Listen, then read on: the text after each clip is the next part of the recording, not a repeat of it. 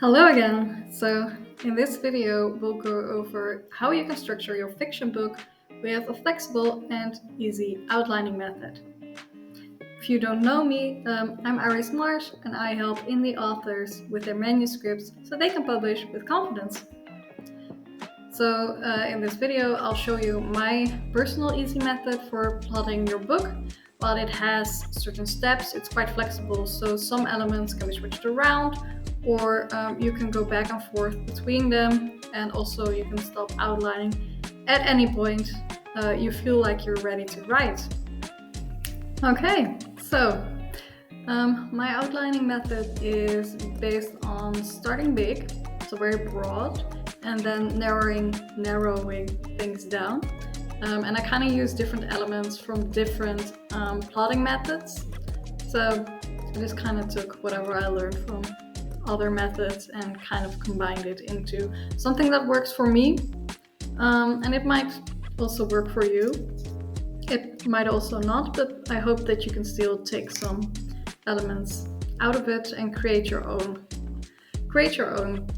methodology for plotting. So when I plot, I like to focus on the things that I feel matter most, which is having a clear main genre or plotline, whatever you want to call it, that is tied to my protagonist's arc. So let's go through the steps. So the first step is to pick your content genre or your main plot, the main stakes, whatever you want to call it. Like I said, doesn't really matter. Because you can call it different things, but the outcome is the same. So before you even start outlining your story, you have to consider your main content genre, because this is your main focus. This will be your main plot line. So it's good to have clarity on this, so that you don't end up writing kind of a mashup of different genres that have different reader expectations that never pay off, because that's not good. I have a different video where I talk about content genre and the stakes that are involved. That's based on the story grid or the write practice. So if you write genre fiction or upmarket fiction, you will want to pick an external type of genre with external stakes. And if you write something that's more literary, then it's often more focused on internal genres and internal stakes.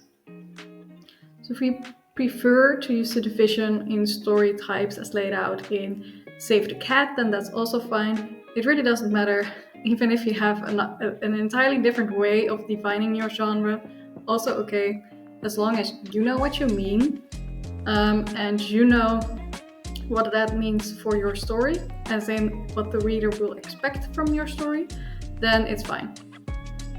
And you just have to be sure that it's the main focus of your story. Of course, you can have subplots, and I'll also talk a bit about them later, but for now, for the starting point, we're really focusing on just that main storyline, because this is the most crucial one for your story when you start writing. If you're unsure about your content genre, you can envision your ending climax. For this, you can skip to step 4, and you can brainstorm your ending climax and get a feel of what's at stake there. And once you know what's at stake, you can kind of reverse engineer it, if you will, to see what type of genre fits with that stake. So let's go to step 2, which is to determine your protagonist's arc. So this is an important step, and it's important that this arc is tied closely to the main plot, because you want your protagonist to change in some way, and how they will change is linked to your main genre. So for their internal arc, you determine which false belief your character has. These can be related to like how we see ourselves, how we see others, and how we see the world. And we form them based on our experiences and the lessons we've learned from those around us.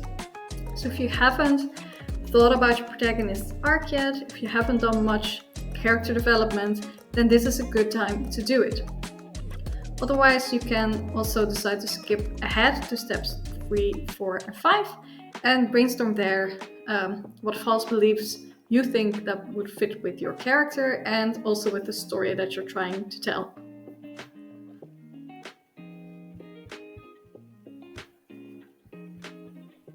First step, determine the beginning. And by beginning, I mean the global inciting incident for your story. And what this global inciting incident is based on the content genre you chose in step 1. Because each type of genre has certain reader expectations for the type of scene that will kickstart your type of story. So for instance, an attack by the villain or threat by a villain for an action story or a lovers meet scene in a romance story, those types of things. So if you're unsure, have a look at books in your genre, what type of inciting incident they have to kick off their story, and then you'll know what type of inciting incident you should have for your story. And aside from the external event itself, you also want to brainstorm how your character will respond to this inciting incident. And this will be related to the false belief that they have that you chose in step 2. How they react depends on the sort of flawed belief that they hold, such as doing something themselves, not asking for help, because they don't dare to trust anyone else. And once you've brainstormed some ideas for the beginning, or you've even picked an idea for your beginning, you can brainstorm the ending. And this is your ending climax. So like with the beginning, this type of event is related to your chosen content genre. So when you've picked an event, again, see how your protagonist's arc fits here, or vice versa. So how can you make them react to show to the reader that they've changed and that they really get it now? So for instance, if they didn't trust anyone at the start of the story, now perhaps they defeat the villain because they've accepted help, because they trust their friends and loved ones. And you can show it that way, that they finally accept the help of the people around them. And once you have the beginning and the ending, you'll want to have a middle. This is also called the mirror moment, and you can also see my video on superstructure that is somewhere. I'll put a link into that in the description. My video on superstructure method, because that also has the mirror moment. That's where I took it from. And important to note here is that it should be something where your character realizes they need to change in some way. So this midpoint is, in the beginning, your character has a certain flaw. By the ending, they finally get it. The middle is a moment where they kind of struggle, where they realize, I cannot keep going on like this. They don't quite yet know how to fix it, but they do realize that something needs to change.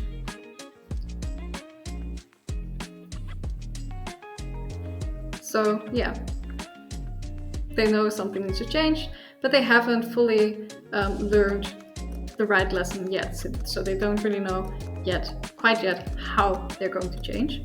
So to brainstorm this moment, you either need a false victory or a false defeat.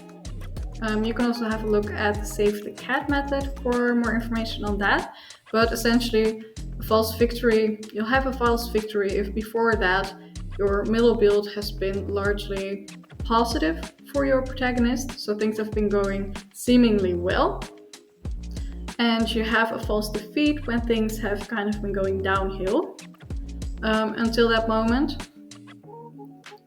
And this event should again be related to your protagonist's false belief.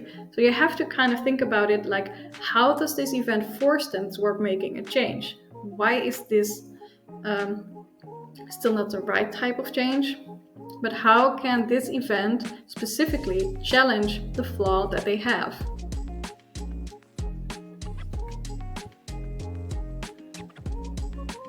Then step 6. And again, this is a very flexible method, so if all you need is your beginning, your ending, and your middle, then go for it and start writing. If you're more of a discovery writer, that's perfectly fine. And at least now you have a very global type of roadmap where you're going in your story. But if you want some more plotting, then we continue with step 6. So each content genre also has certain conventions and reader expectations. So I have a video as well where I explain what these are. Again, there will be a link in the description, but essentially it's a collection of things like certain archetypes for characters, certain types of settings that evoke a certain mood, for instance, or certain tropes that the reader will expect to see in the type of story that you're writing. So the best thing you can do is read a few stories in your genre, make notes, and write down what they have in common.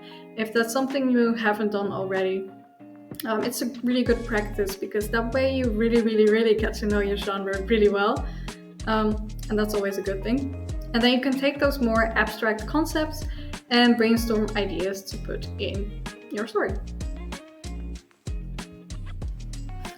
Oops, that went a little bit wrong, sorry. But what I wanted to say for step 6 as well is that alternatively you can also do, instead of conventions or reader expectations, you can also use a different type of framework to fill in some other moments in your story, like the hero's journey framework or superstructure, save the cat, whatever you feel comfortable with. You can just either pick a few moments of that framework to fill out your plot, or you can use the conventions and reader expectations.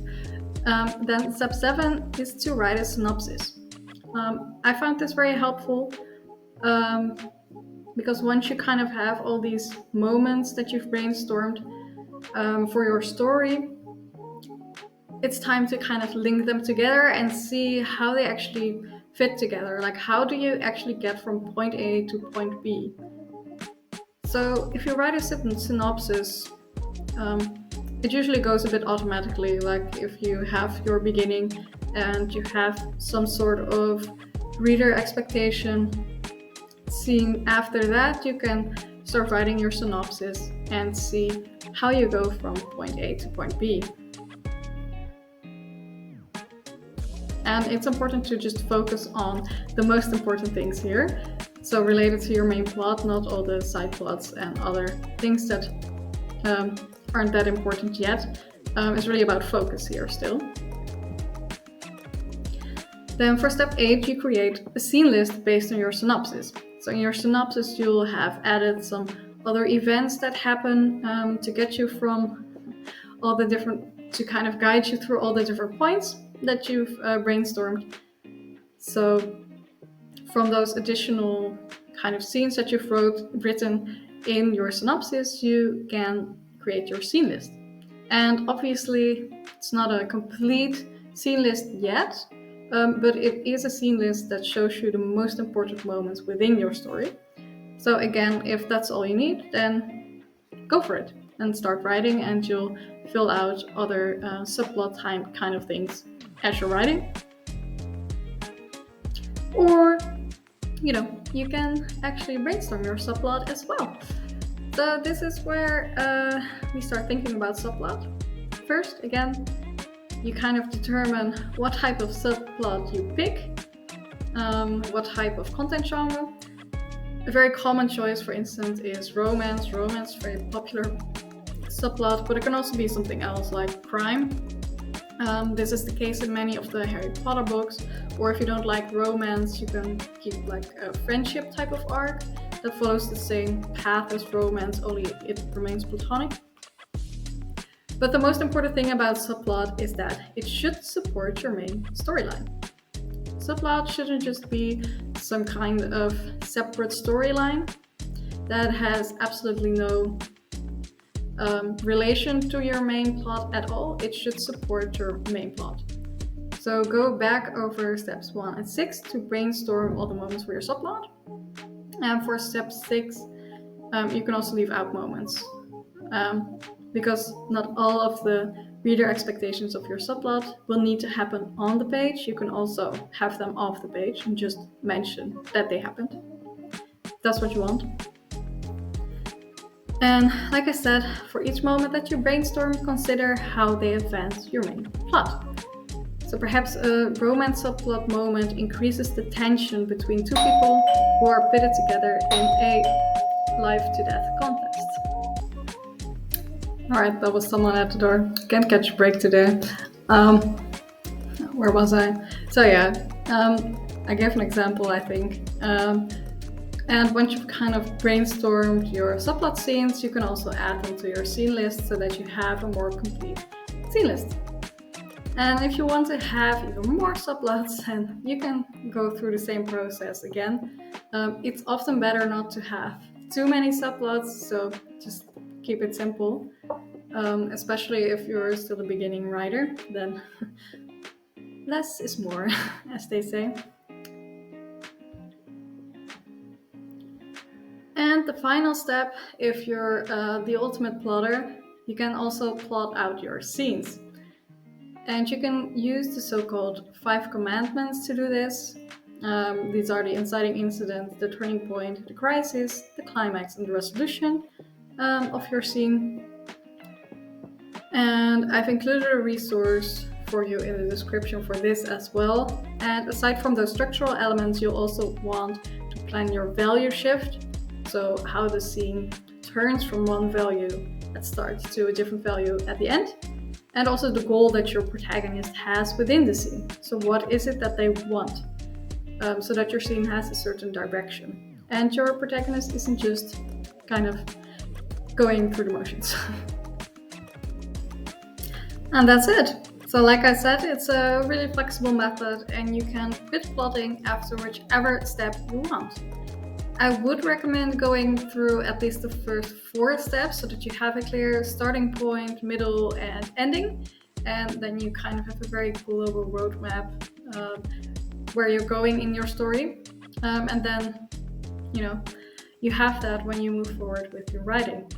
And if you like this method and you would like to use it to plot your novel, you can also get my easy outlining guide. This is a workbook that follows the same steps as I've outlined here and has a bit more examples, a bit more explanation, and also, of course, space for you to brainstorm. Something you can print out and fill in by hand, or you can also fill it in digitally. It's made for it. So if you enjoyed this video, also hit the like button and subscribe to stay updated for more content. I'm not yet sure quite what the next video will be because I'm kind of done talking about different outlining methods. So it's going to be a surprise for us both. We'll see. If you have any suggestions, feel free to let me know. And I'll see you next time.